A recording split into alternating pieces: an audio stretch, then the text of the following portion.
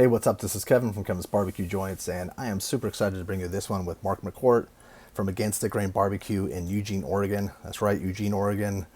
And I was following him on Instagram, and I was checking out his stuff, and you could tell from his food, from his photos, that he's a chef. And then I found out he's a chef, and we talk about that, and we talk about his road to opening up his barbecue joint. And he comes at everything from that chef angle. And you'll see, I'll put links below, and I'll put some photos in the intro. You'll see that he's putting out great stuff with great thought behind every dish and every side dish. Very unique, using lots of local ingredients. He staged with Brendan Lamb at Smiley's Barbecue in Fort Worth. Stage for a day at Hurtado. He's super passionate about the barbecue world and super passionate about his own place. He's opening up a second trailer right next to his current trailer, which is going to be called Taviche, and it's going to be a Oaxacan barbecue restaurant, like a mix, a blend of those. And so that sounds awesome right there. Oaxacan food's amazing. He's a really cool guy. You're really going to enjoy this. A lot of interesting things we talk about. I can't thank Mark enough for taking the time. And if you're in Oregon and you're in Portland, it's only like an hour and 40 minutes. He's in the Willamette Valley. I'm trying to pronounce that. You'll notice in the interview I have trouble with it. That's where it is. So that's a beautiful wine region, and in a region for mushrooms and food, and not too far from the ocean, and there's oysters. And so if you're traveling in Portland, go down there and you can enjoy everything, and then go to Against the Grain Barbecue. They're open Wednesday through Friday right now. The hours will expand once it gets spring and summer, but right now it's Wednesday through Friday, 11:30 a.m. till 3 p.m. or until they sell out. And the Kevin's BBQ Joints podcast and YouTube show is brought to you by Centex Smokers. You can find them on Instagram at Centex_smokers. That's CENTEX, like Central Texas _smokers, based out of Luling, Texas. Make offset pits. Michael Johnson, been doing this since he was 6 years old. Amazing stuff he's doing. They're 4 to 5 months out. Give him a DM. Again, that's Centex Smokers. And we're also brought to you by Treaty Oak Distilling. They're in Dripping Springs, Texas. They have a physical location, 26 acres there. You can visit, try all their stuff, barbecue joint on site, but you can also go online at treatyoakdistilling.com. And if you could ship to your specific city, then you could have their stuff shipped. If not, you'll have to visit or go to a retail store in your area. They have a retail store finder. Again, Treaty Oak Distilling. If you're digging these, please subscribe. That way you don't miss out. Hit the bell notification. I think that notifies you and puts these interviews into your feed. I have a website at kevinsbbqjoints.com. Tons of stuff. Huge resource. Trying to build upon it every day. But at the end, thanks for listening. Enjoy this one. It's a good one.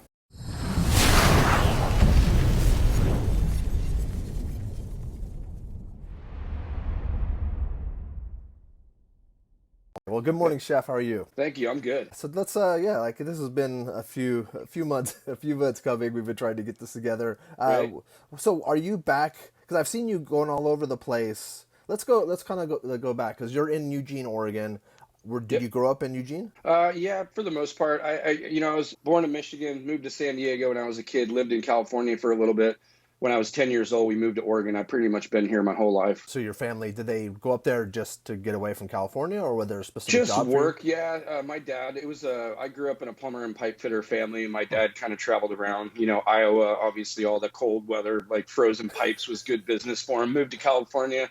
It was a little high-end living, so it was a little rough for my dad at the time. But we moved to Oregon when we were 10. Same thing. There was some work opportunities up here, and the whole family fell in love with the area. The second we got to Oregon, we loved it. It kind of felt like that old Iowa roots out in the, country living. Just fell in love with it. My parents moved shortly after that because my dad worked in the union. When I was 18, I stayed in Oregon, pretty much stayed here my whole life. Oh, nice. I love it. That's awesome. So is Eugene a little bit more east, or is it coastal? It's more west. We're about 40 minutes from the beach. Okay.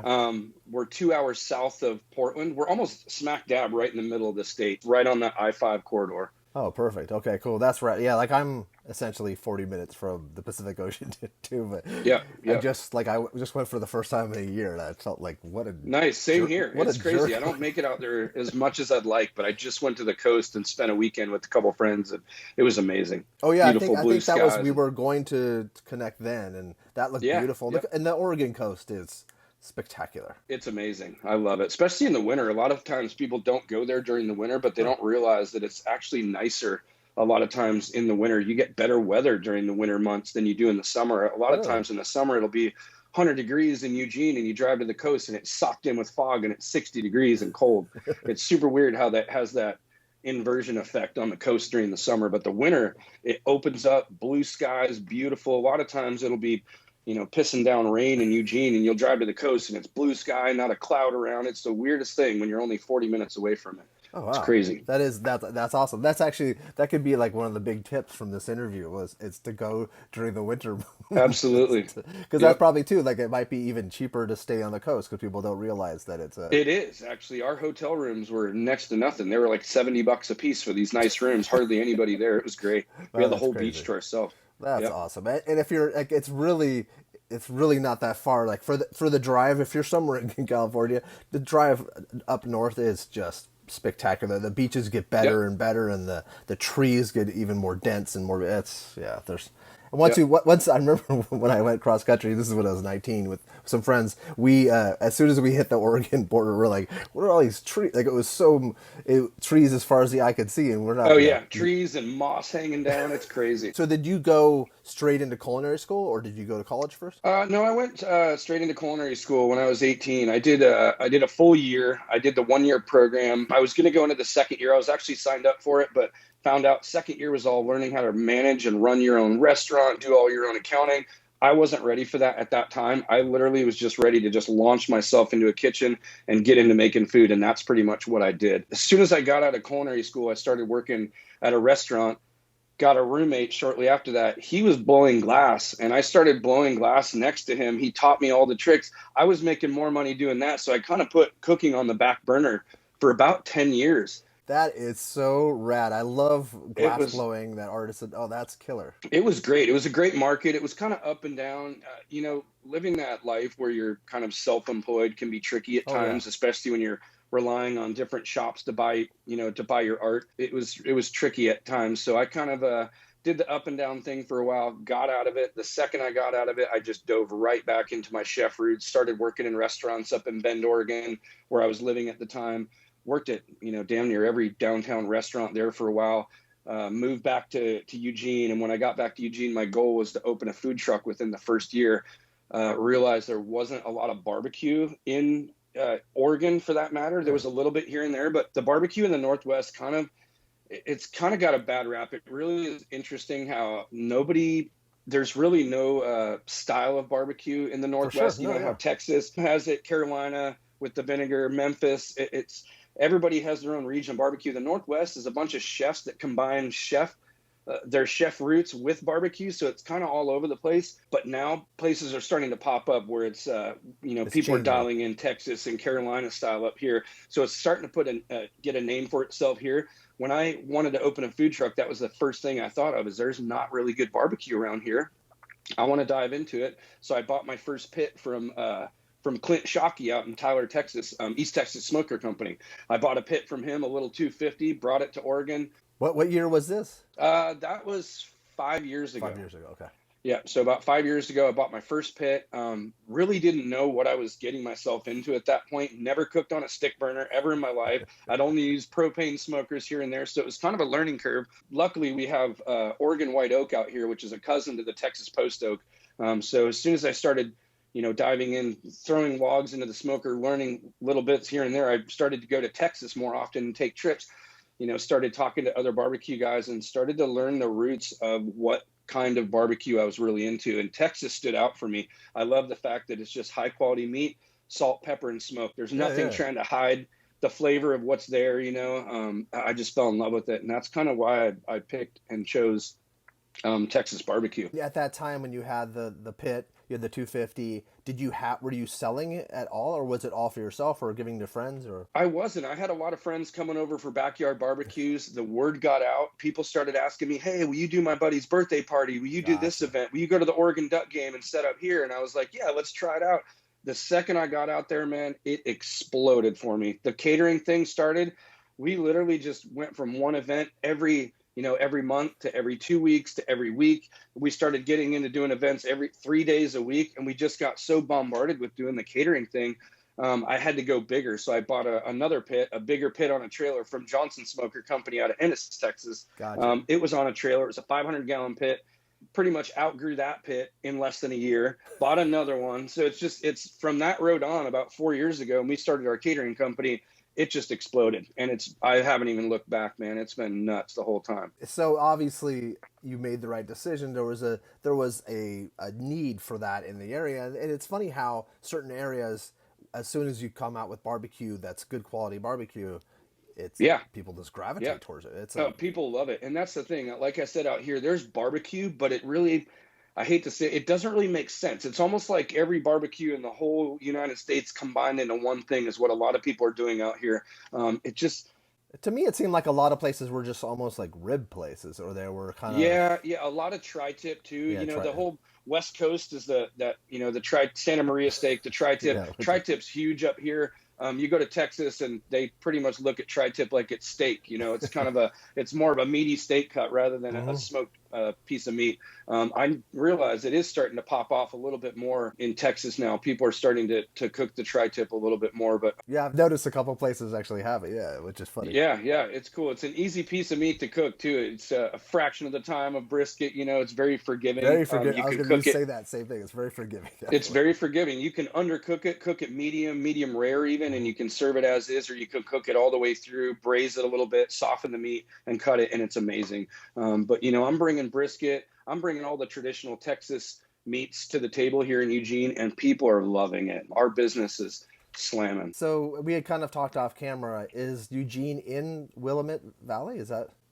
Yeah. Willamette. Sorry. Yep. I'm not No putting worries. the correct.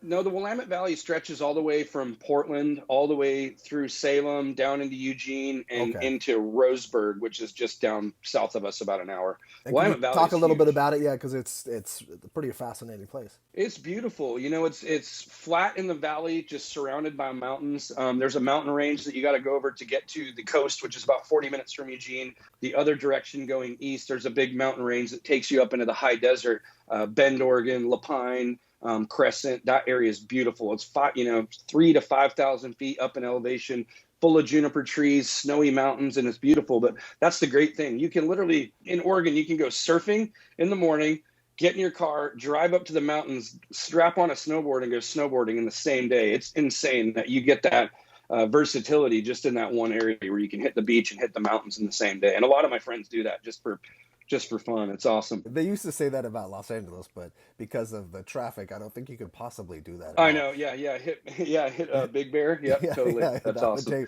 You get there by nighttime, but also exactly. Yeah, be night skiing. Yeah, but also too, like it's a different. There's a different vibe in Oregon. It's a little bit. Yeah. It's relaxed. It's a different. I don't know. I just feel calmer whenever I'm in Oregon. So now. Yeah. So you've gone because of your passion for barbecue. You said you've gone to Texas and you've gone there. Has it been recently that you've staged there, or did you go a few years ago to stage with people? No, I went a few years ago. My dad retired about 4 years ago when we first started our catering company. And for his retirement gift, I said, "Hey, let's go to Texas. Let's fly into Austin, fly out of DFW." So we rented a car, hit all the places in Austin area. Went up, hit Guest Family, hit a bunch of places up in Dallas Fort Worth area, and we just checked out different spots. I got to meet a bunch of people. One of my favorite, he's a great friend to this day, is Brendan Lamb. I met him when he was working at La Barbecue in Austin, and that was just when I was kind of scratching the surface with barbecue. I got to meet up with him. We chatted a bunch. We kind of were chatting online a bunch. I flew back a few times to meet up with him to eat barbecue. Now he's running Smiley's. I flew out a few months ago when we had a bunch of fires here in Oregon. We had to shut down because I couldn't run my smokers because of all the smoke in the area. I was able to run my little 250 that I have at my house, so I was able to make a bunch of barbecue. And we went out for 7 days straight, and we're feeding all the families that were displaced from the fire. So we set up at the high school. We set up at Silky Field. We set up at a couple hotels during that week. At the end of it, I was pretty burnt out from just serving barbecue for 7 days straight to these people. Fires were still here. I couldn't run my company. I called Brennan and said, "Hey, man, I need to get out of Oregon for a minute, get out of the smoke. Can I come kick it with you and come work at your restaurant for a little bit?" I flew to Texas pretty much the next day, met up with him. I was at Smiley's for 9 days and cooked with him. You must have learned so much. I learned a lot, and we were feeding off of each other. I've got a big chef background. That's Brendan true. is pretty much strictly barbecue, so I was teaching him a lot of different side dishes, but he was teaching me a bunch with the technique on working on 1,000, because I had just bought my 1,000 from Harper Barbecue a few months before that. So I was pretty new to learning that bigger pit. So he helped me on his primitive a little bit to kind of show me the roots on how they function and what placements to keep your, different cuts of meat in different areas on the pit. So that was really helpful. But he hooked me up with a stage with working with Brandon Hurtado at Hurtado Barbecue for a day. So I got to go in there and work with Manny. I got to run the pits with him all day. I got to trim a bunch of briskets. It was fun, man. Brandon is such a great guy. I got to hang out with him towards the end. I got to eat lunch and hang out with him and his wife. And he's just an all-around, just super nice guy. It was such great a to good kick guy, it with him. and I've seen photos recently of their food, and it seems like it's just getting better and It's just getting better. Yeah, his Latin Mexican twist on barbecue is such a cool, unique side of smoked barbecue, and that's something I really, really love. We just ordered a second food trailer from SDG Trailers out of Georgia, and we're launching a new food trailer in May of this year, and we're doing a Oaxacan Tex-Mex. So we're kind of taking on that style. And Brendan's Oaxacan food is just ridiculous. It's great. Well, I love it. It's when so I lived in Bend, I worked at a Latin restaurant for a long time, and a lot of my friends kind of nicknamed me Marxico, which is pretty funny because my obsession with Mexican cooking, and I've always had that in my background of making moles and doing all my favorite dishes, Peruvian dishes, chancho al sancho, ají de gallina. I love doing, Southern Latin dishes, the cochinita pibil. So I kind of want to combine smoked barbecue with, that Southern Mexican cooking. It's kind of a food that it technically doesn't exist in a weird sense. I mean, Tex-Mex is there, but I kind of want to combine those Southern Mexican flavors with the Tex-Mex. So I'm kind of going out on a limb doing this new food truck, but I think it's going to be a huge hit here. People love smoked barbecue and they love Mexican cuisine. So combining those two, the flavors just work together so well. Are you in a fixed location? We are, yeah. We're next to a weed dispensary, which is pretty funny. We rent a spot from the weed dispensary, which are everywhere here in Oregon. I rent a spot in the back. There's a Dairy Mart, a little kind of a convenience store, and then there's the dispensary, and we're in the back. We're fully fenced in. I got my 1,000 up against the back fence, and I got my food truck parked in front of that and a full seating area in front of that. So it's like a 90-foot stretch of area that's fully fenced in. Pablo parks in front of us. He's a taco truck that parks there Monday through Friday. So we're bringing in food during the week, and on the weekends we have Moe's Soul Fusion, which is soul food that parks up in front of the taco truck. So it's usually 3 food trucks all going at the same time on the weekends, which is great. Are you Wednesday through Sunday right now? We're Wednesday through Friday right now, just for the winter hours. Here soon we're going to be doing Monday through Friday, but right now it's been raining so bad. It's really hard to get people to stand out in these long lines in the pouring down rain, and we really don't have a covering for our customers out front. So everyone's out there, umbrellas battling the wind, and it's crazy. We have a lot of diehard customers that go through that, but on general average, most people want to sit in their car and go through a drive-through on those crappy days. So it's kind of hard to bring in the traffic. In May, when you bring in the other trailer, will it be a food truck or just a trailer? So it's a pull behind trailer, just like the one I have now. But the SDG trailer I have now has a smoker on the back of it. We actually don't use it anymore because I have the 1,000. Yeah. So I have a smaller area that we're working out of it's very tight, and we're not utilizing the full space because that other smoker is not really being used. So ideally I'd like to have both of them parked side by side because we can share the 1,000-gallon pit with both foods, supply barbecue for against the grain, and supply the smoked meats for Taviche, which is the name of my new taco, or the Oaxacan Tex-Mex. Are you going to hire somebody else, or do you already have someone in line that you want to? We do. We have a couple people that we're bringing on. I do have 2 employees now. I have my sister that works up front counter, my wife's sister that fills in front counter, and then I have a meat slicer that helps me out during shift. So it's a pretty small, tight crew. But come May, will you need somebody else too, or no? We're going to definitely have to hire a couple people. But it's a full mobile restaurant. It's got a 9-foot hood, double basket deep fryer, 4-burner stove, a 4-foot flat top. Wow. 2 warming cabinets, 2 fridges. It's basically everything you need to rock out food, just a mobile restaurant. It's a class 4, so it's a commissary kitchen too, so we can do all of our prep, all of our cooking, all of our storage right inside. Wow. Well, let's talk about your menu. So with barbecue or the Oaxacan? Let's talk barbecue first, and then barbecue. So, for sure. Yeah. So we have prime brisket. We get our briskets from Cedar River Farms out of Colorado. Yeah. So we use prime brisket, We do pulled pork every day. I have pork belly burn-ins on the menu every single day. I make all my sausages in-house. We're always making new sausages every week, so we're bringing on new flavors. Let's see, we have smoked turkey on the menu every day. And our sides, we do poppy seed coleslaw, Bob's Red Mill cheesy grits. We do chuck wagon pork beans. And then we have a list of sandwiches. We always do banana pudding, which is ironic because I'm deathly allergic to bananas. So I have my wife really? make, oh yeah, I can't even be around them. But it's a staple for Texas. It's crazy. Yeah. It's kind of one of those things I have to have on the menu. Oh my gosh, that's so that is so crazy. Do you have a standard sausage that you always have and then a special, or do you just kind of mix it up? I don't. I actually mix it up every week, and I'm kind of, sometimes I just kind of go off the beaten path and make random stuff. We've really been having a huge hit with making chicken sausages lately, which isn't very traditional, down in Texas. We did a chicken cordon bleu that took off last week. That was really good. I got 6 pounds of chanterelles about a month ago and did a chicken and chanterelle mushroom sausage that was a huge hit. And the smoke flavor that you get from adding to that chicken really takes on a lot of smoky flavor just on a real quick smoke bath. We cook our sausages about 52 minutes, and just that little time, man, it just brings on such great flavor. But on average, all my brisket trim goes into sausage making. Jalapeno cheddar is always a huge hit. That's always our number one seller. We do an all beef Czech sausage that's really good, and I did a all beef chorizo. I did some pork sausages last week. I did a blueberry maple pork sausage that was amazing. Tasted like breakfast all in one sausage. It was amazing. But I just try to be creative. My chef roots, my chef background. I'm always trying to just keep it creative, always coming up with new things, and it keeps my customers really excited. We have a huge fan base. Anytime someone sees a new sausage that I made, they always buy it just to try it, So it's pretty cool just to have that versatility. I get kind of bored when I'm doing the same things over and over. No, and that's good. And then I think that helps you from not burning out.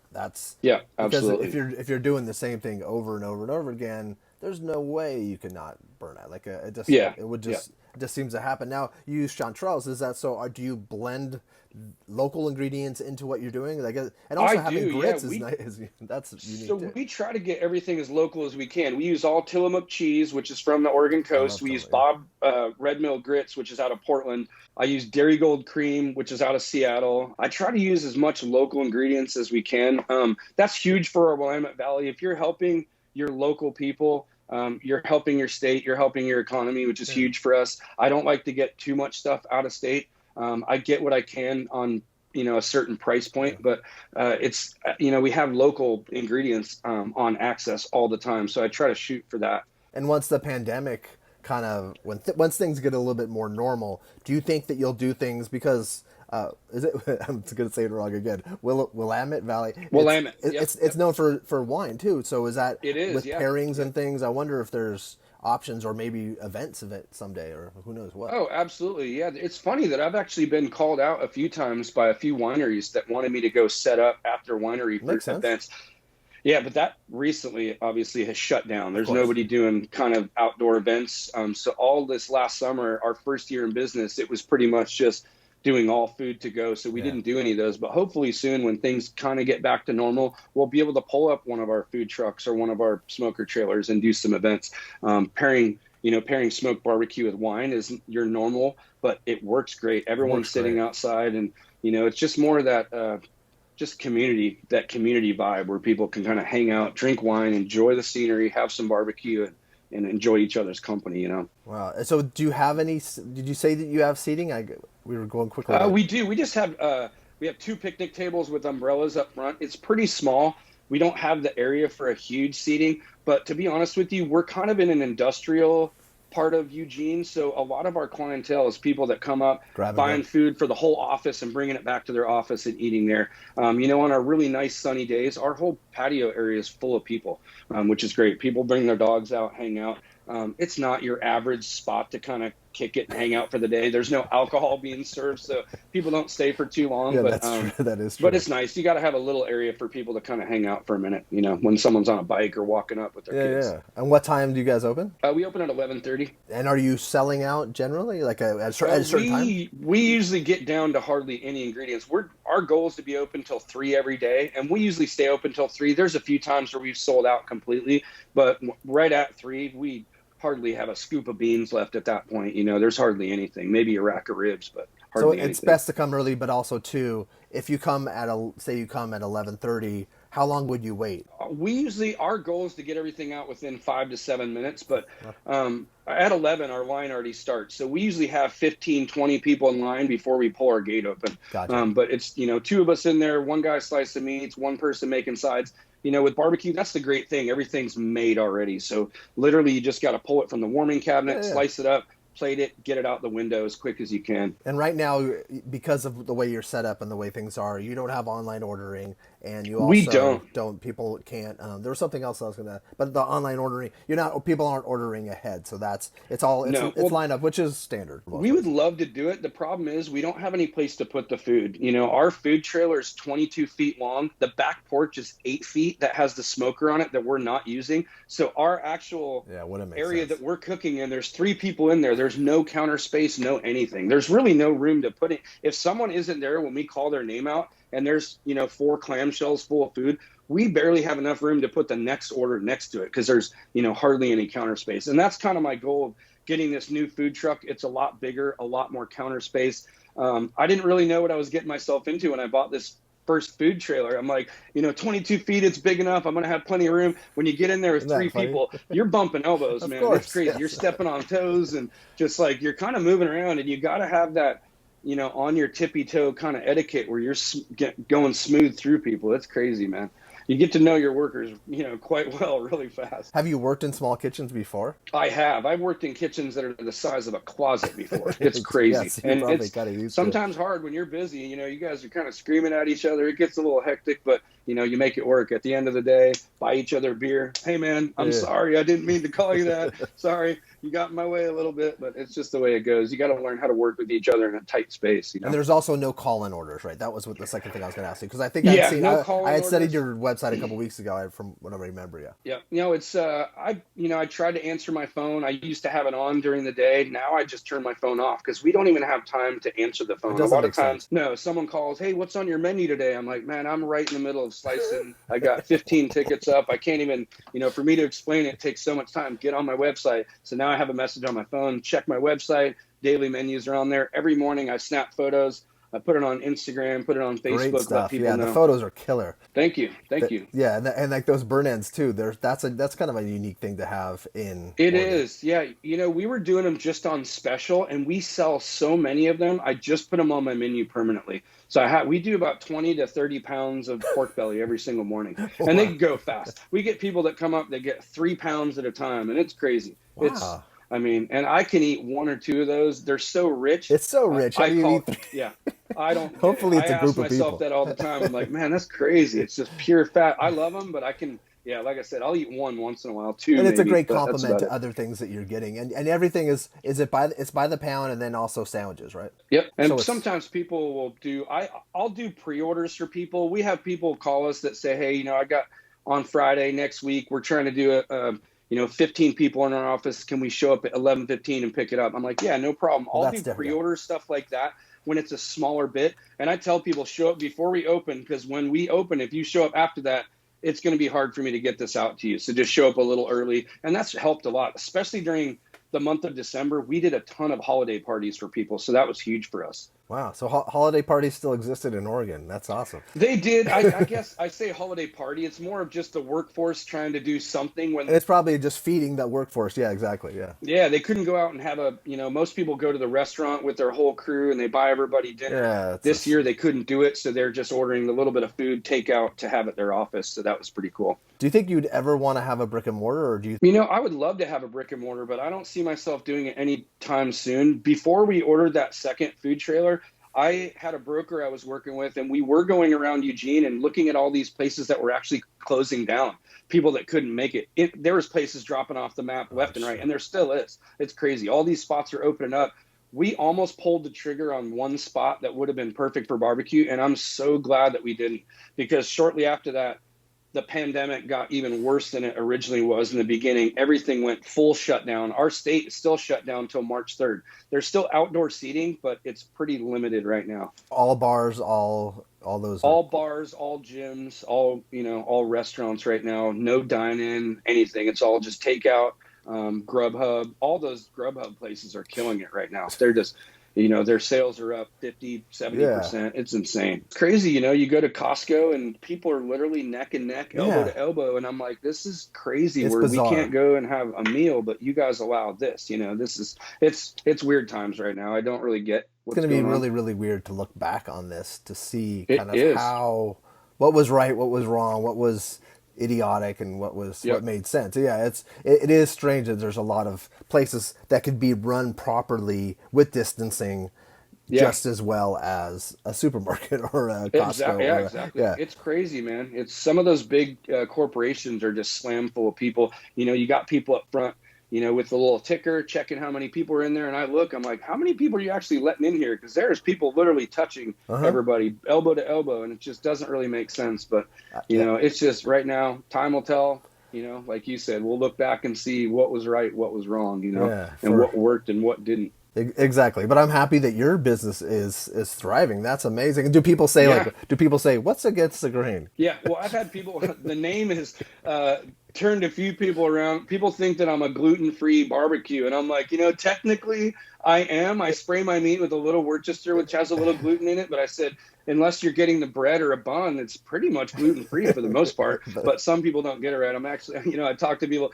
against the grain really just means cutting the meat properly against the grain and not with the grain. But yeah, some people don't get it when they hear the name. If someone flew into Portland, how long of a drive is it? It's about an hour and 40 minutes to get to where we're at, depending on traffic. It'd be traffic in Portland, but once you got outside, it would be a fun drive, right? Yeah, it's beautiful. It's all farm fields. It's kind of flat with mountains on either side of you. So it's just flat, beautiful, one straight solid road all the way down I-5. Do you have and also on your hand, do you have a knife on your hand? I have, yeah. So I got forks and spoons, knives. I'm covered in barbecue tattoos, carnivore. Oh, that's rad. How long have you had that one? This one I got in Austin, actually. It was cool. Every time I go to Texas, I usually get a Texas tattoo of some kind. Do you have a tattoo place in Austin or in Texas that you love? I'm trying to remember the one that I got in All Saints.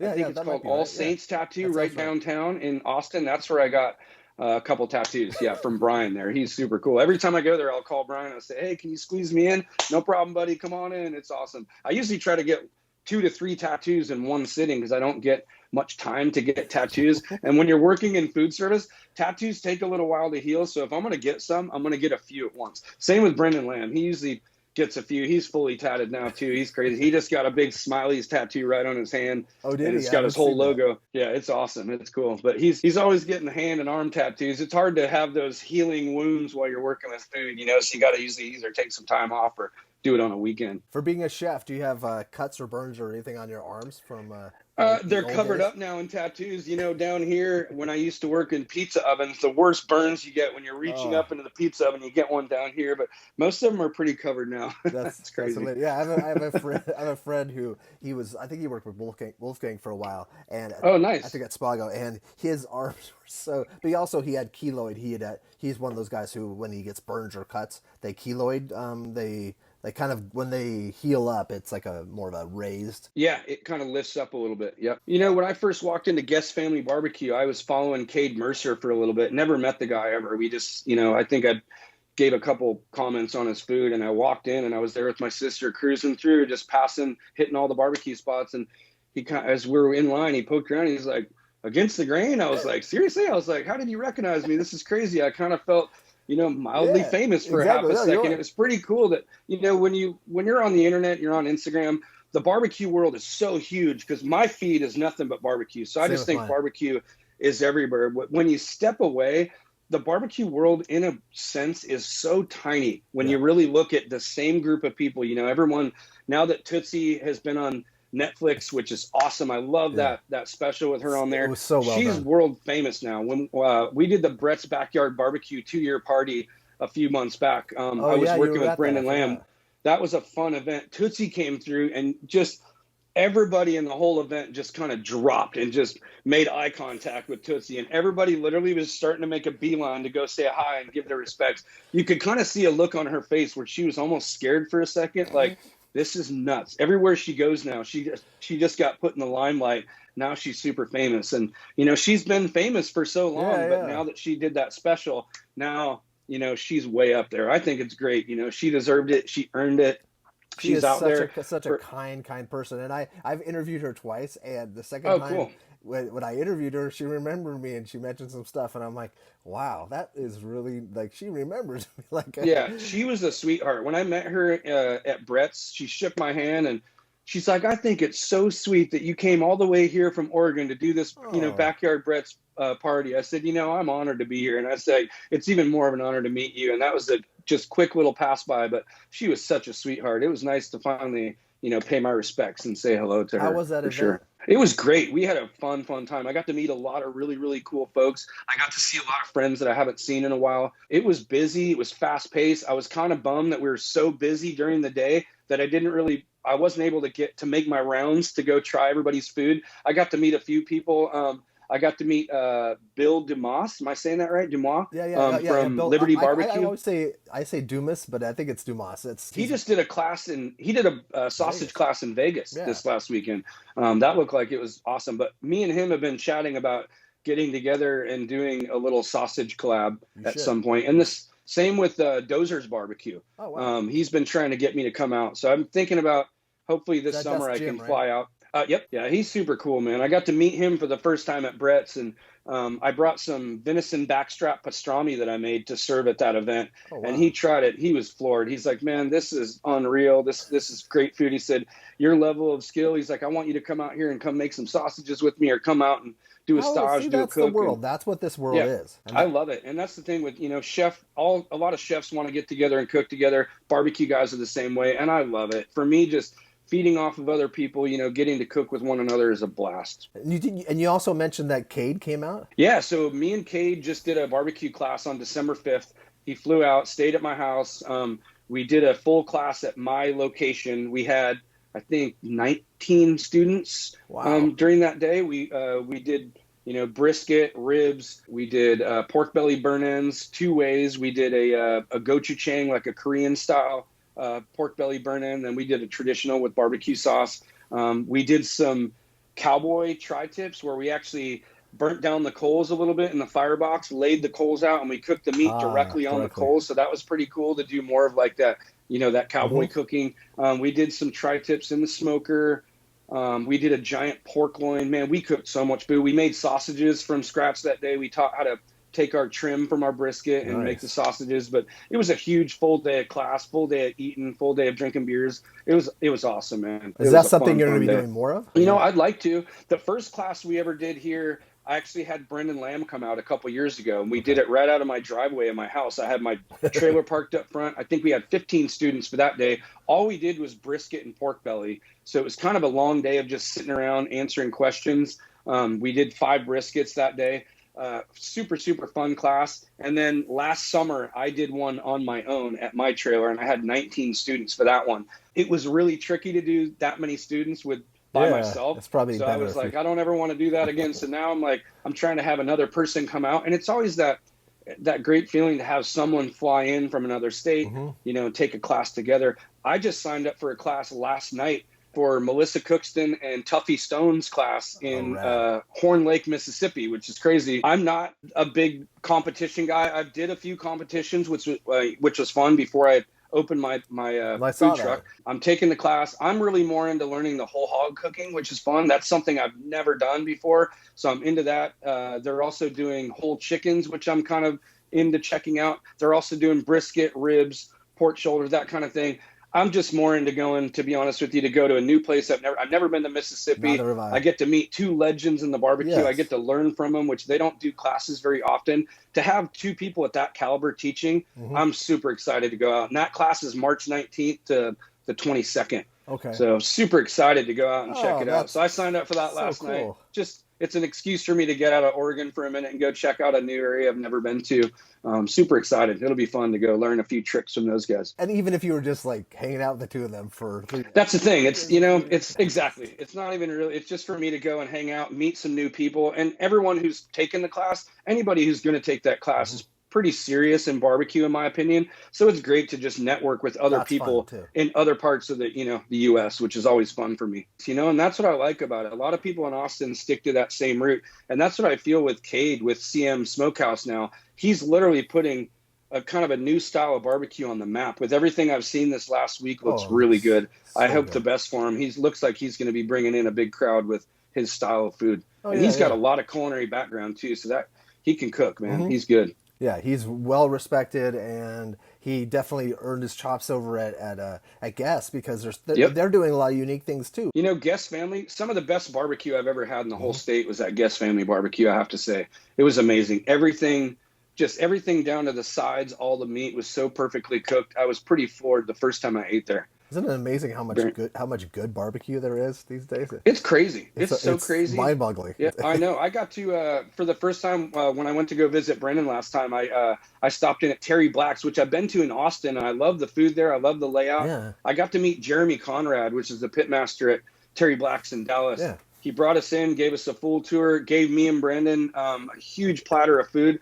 It was unreal. The level of the brisket, the ribs were so spot on. I was floored for an establishment that big with that much food being putting pumped that out, much volume, that much volume, and having the food dialed into that precise level. I was blown away. I mean, when you do it on a small scale, you can dial everything in so perfectly, but to do a couple hundred racks of ribs in a day and 200 brisket or whatever they're doing, I mean, it was crazy to see the quality of it all just on one platter. It was great. Yeah, when I first had talked to them about how much volume they did in Austin, it blew my mind, and that they had like almost 3 shifts or something. Yeah, it was crazy. Yeah, they were doing an overnight shift and 2-day shifts. It was crazy, and all those 4 pits, they never run out. They're always staying hot. It's nuts, man. And to like you said, like the consistency in general in any kind of business, day after day after day is just with that especially kind of volume. When you got 3 guys or 4 guys handling the meat, and there's different people doing it. You can always count on that one guy to do it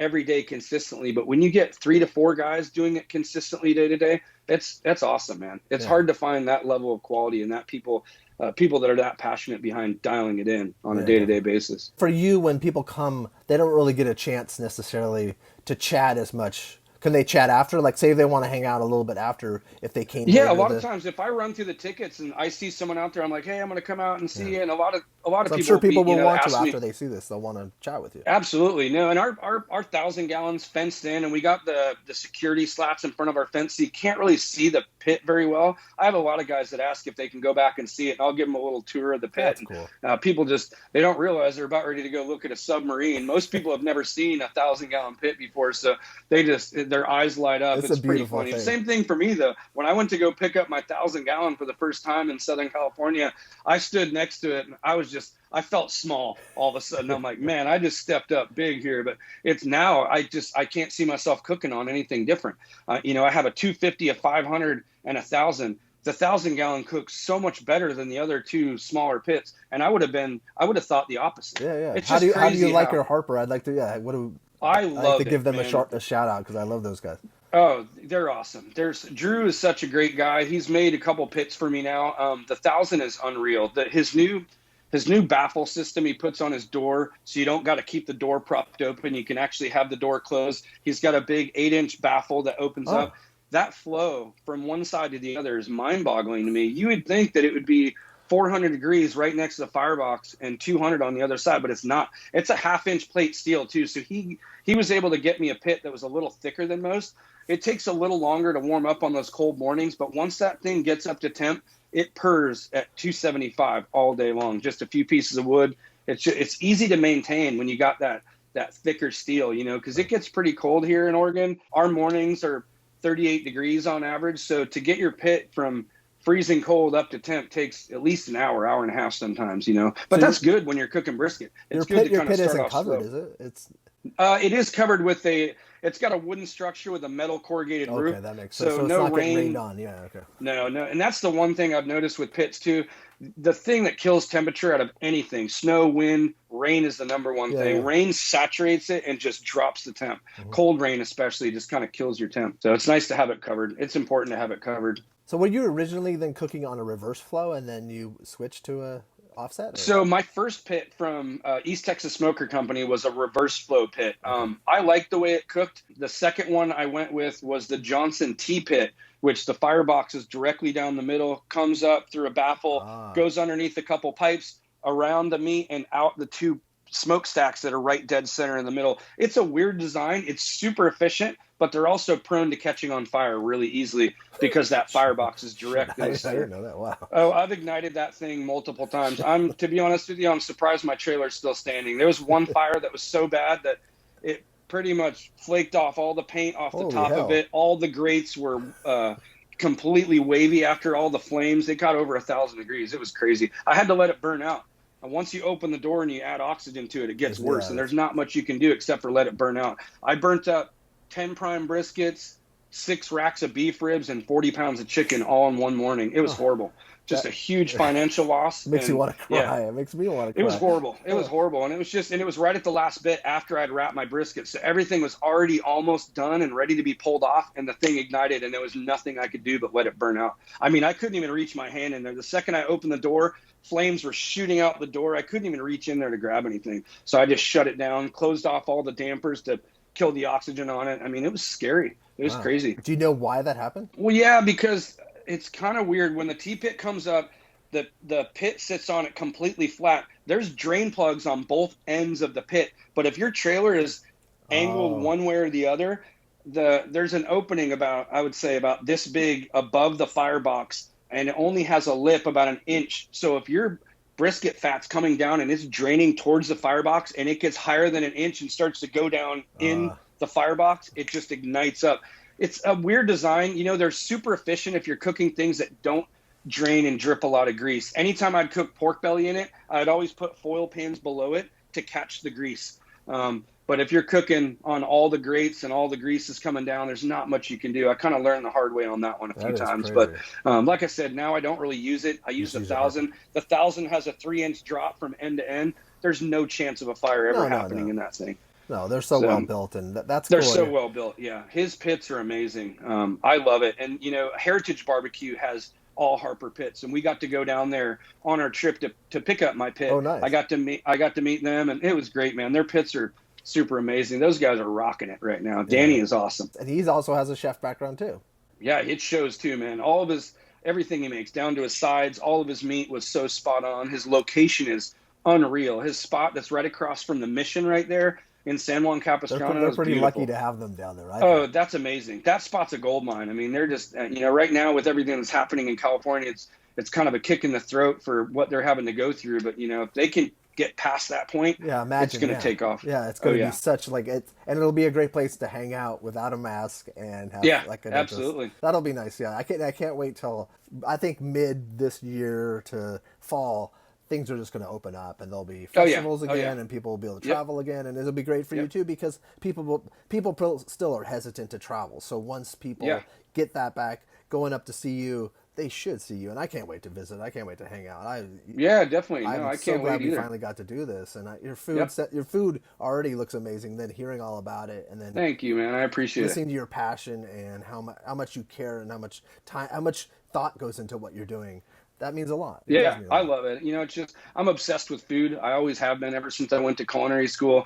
It's funny. I'll wake up first thing in the morning. I'm like, honey, I'm making this for dinner. And she's like, we haven't even gotten out of bed yet. How are you even thinking about dinner? It's just, my mind is always moving. I think I'm dreaming about food sometimes when I wake up in the morning. It's weird. I love it. I love cooking. I can't wait to open the new Oaxacan Tex-Mex. And it lights my fire internally because I get this feeling that I get to be a little bit more creative. I love doing barbecue, but sometimes the creativity can only go so far with barbecue. When you open something up like a Oaxacan Tex-Mex, I can start making all these different creative sauces and roasting different vegetables. And I'm looking forward to it. It gives me just another thing to look forward to and be excited about. Have a great day. And we'll you too, buddy. Soon. All right. Take it easy. Okay. Thank you. Bye. See you, man.